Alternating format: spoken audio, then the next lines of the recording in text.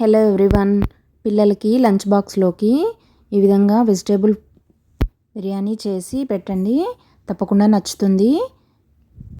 ముందుగా దీనికోసం కుక్కర్లోకి ఒక 2 టేబుల్ స్పూన్ల నెయ్యి, 1 టేబుల్ స్పూన్ ఆయిల్ వేసుకొని ఇందులోకి జీలకర్ర, ఆవాలు, మినపప్పు, చెక్క, జీడిపప్పు వేసుకొని వేయించుకున్నాక ఇందులోకి కరివేపాకు, పచ్చిమిర్చి వేసుకొని అవి వేగాక ఉల్లిపాయ ముక్కలు వేసుకొని కొద్దిగా కలర్ చేంజ్ అయ్యే వరకు ఇలా వేయించుకొని తర్వాత ఇందులోకి ఆలు ముక్కలను వేసుకోవాలండి. ఇవి కూడా కొద్దిగా కలర్ చేంజ్ అయ్యే వరకు వేయించుకోవాలి. ఇప్పుడు ఇందులోకి క్యారెట్ ముక్కలను కూడా వేసుకోవాలి. అవి కొద్దిగా మెత్తబడే వరకు వేయించుకోవాలండి. అలాగే ఇందులోకి బీన్స్ను కూడా వేసుకొని అవి కూడా కొద్దిగా మెత్తబడే వరకు వేయించుకొని తర్వాత దీంట్లోకి పచ్చి బఠానీలను వేసుకోవాలండి.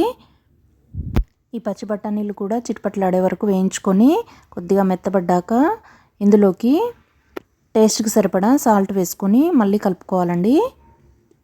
వెజిటేబుల్స్ అన్నిటికీ సాల్ట్ పట్టేలాగా బాగా కలుపుకోవాలి. ఇప్పుడు ముందుగా నానబెట్టుకున్న రైస్ని ఇందులోకి ట్రాన్స్ఫర్ చేసుకోవాలి.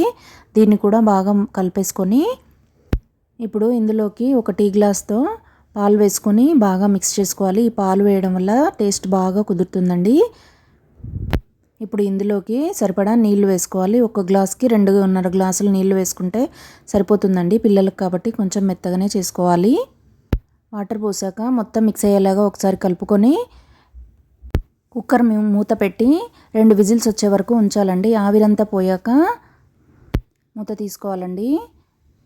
అంతేనండి, సూపర్ టేస్టీగా ఉండే వెజిటేబుల్ రైస్ రెడీ అయిపోయినట్టే. మీరు కూడా తప్పకుండా ట్రై చేయండి. దీంట్లోకి ఇంకా కర్రీ కూడా అవసరం లేదండి. నేనైతే మా పిల్లలకి ఒక బాక్స్లో రైస్, ఇంకో బాక్స్లో ఉత్తి పెరుగు పెట్టేసి అందులోకి దానిమ్మ గింజలను వేసానండి. చాలా ఇష్టంగా తింటారు. వీడియో నచ్చితే లైక్ చేసి ఛానల్ని సబ్స్క్రైబ్ చేసుకోండి. Thank you for watching.